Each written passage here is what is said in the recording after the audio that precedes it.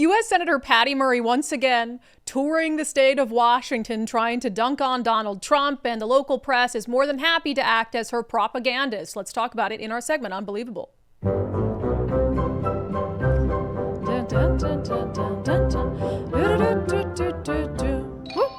So we already talked about Patty Murray did this stupid little tour around their state with her dumb little social media microphone talking about how Trump tariffs are hurting all these businesses on the same day that Democrats in Olympia passed $9.5 billion in new taxes, much of them through a B&O tax, an increased business and occupation tax. Totally ignore that. Trump bad with my little microphone, just looking absolutely ridiculous. So now she's doing the same thing, but she's blaming Donald Trump for what will be the increased cost, she says, of baby items. So strollers, car seats, cribs, etc. This is the Como News article. Raising children? Trump tariffs push the cost of baby items up thousands of dollars. American families already know the cost of having children is high and continues to rise with inflation, but there's a new element making it even more expensive: tariffs.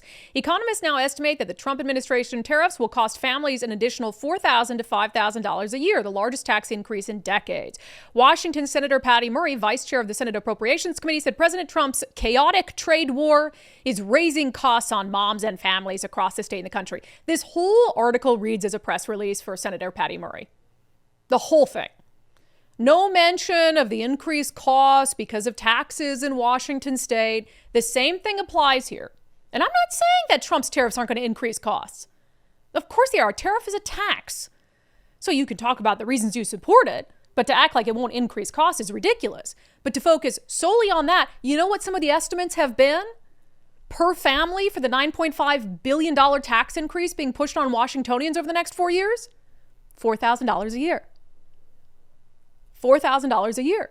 You're going to pay more at the gas pump. You're going to pay more at the grocery store.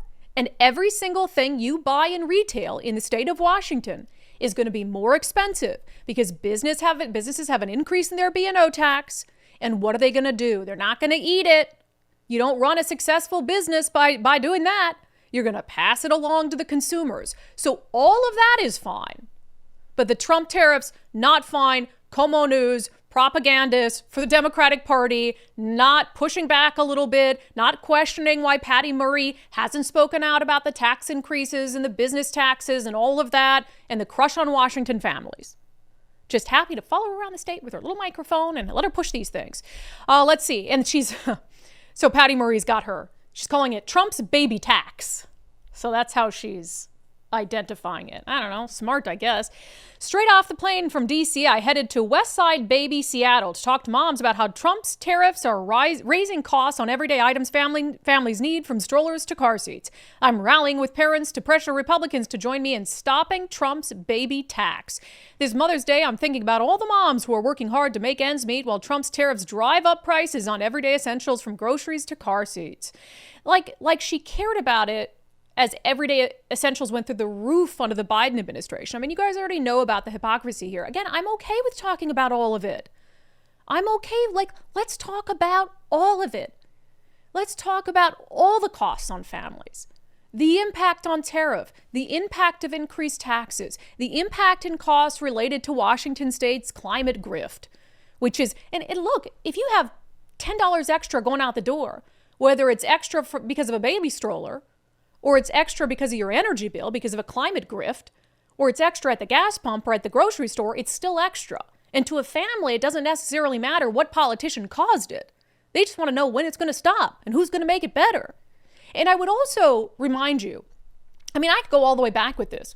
Back in the gubernatorial race, Dave Reichert versus Bob Ferguson.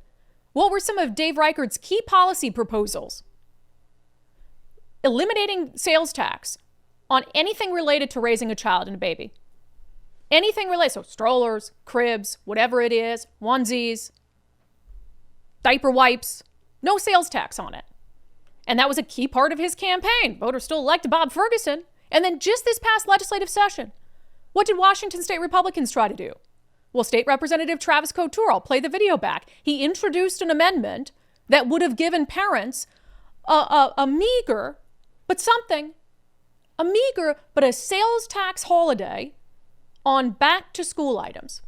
This sales tax holiday would be a great message, and in exchange, what we do is we cut this junk drawer of things that aren't helping families and teachers in our state. We heard a little bit ago that tough decisions had to be made to develop this budget. There wasn't any tough decisions actually made because there is still a junk drawer of other things, including laser hair removal for transgender inmates in our prison. Yeah, so Democrats decided they'd rather fund laser hair removal and fake booby implants for transgender inmates than to give parents a short sales tax holiday on back-to-school items.